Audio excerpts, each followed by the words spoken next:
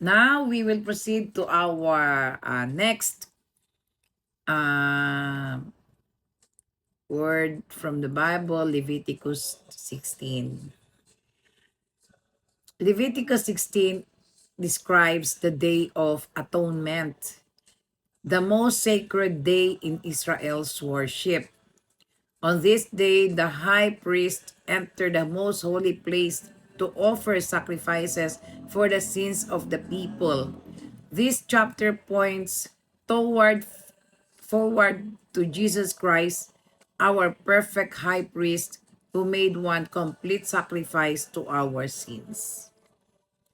God is perfectly holy. No one can approach him carelessly. We come before him with reverence and humility. Sin must be dealt with. The sacrifices shows that sin has serious consequences and requires atonement. Lumayo po tayo sa kasalanan. Jesus is our perfect sacrifice. The sacrifice of Leviticus were temporary, but Jesus' death on the cross provided eternal forgiveness for all who believe in Him. Meaning, ang pagkamatay po ng ating Panginoon, ang ipako siya sa krus, ay sacrifices to save all our souls. Niligtas po niya tayo sa kasalanan. Sinalo po niya lahat ng ating kasalanan. God desires forgiveness and reconciliation. The Day of Atonement demonstrated God's mercy and His desire to restore His relationship with these people. So, pinatawad niya tayo, nagkaroon tayong reconciliation sa pamagitan ng kanyang pagkamatay, pinako sa krus. Siya ang sumagot lahat ng kasalanan ng tao.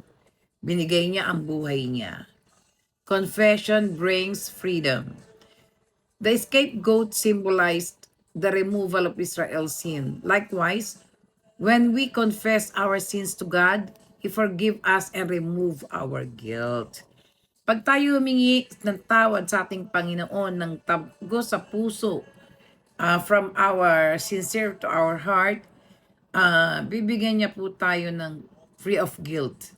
Yan po yung magiging mararamdaman po natin. Live a life of gratitude. Since Christ has paid the price for our sins, we should respond with obedience, worship, and faithful services. Paulit-ulit po yan kung nakikinig lang po kayo. Nagsimula tayo sa Genesis, sa Leviticus. Paulit-ulit lang po yan. Kailangan talagang maging faithful tayo kay Lord. Trust our God. Give our heart. Clean our heart. And we must always be faithful to our God and keep away from sin. Okay, Panginoon, maraming salamat po sa panibagong araw na binibigay niyo sa amin.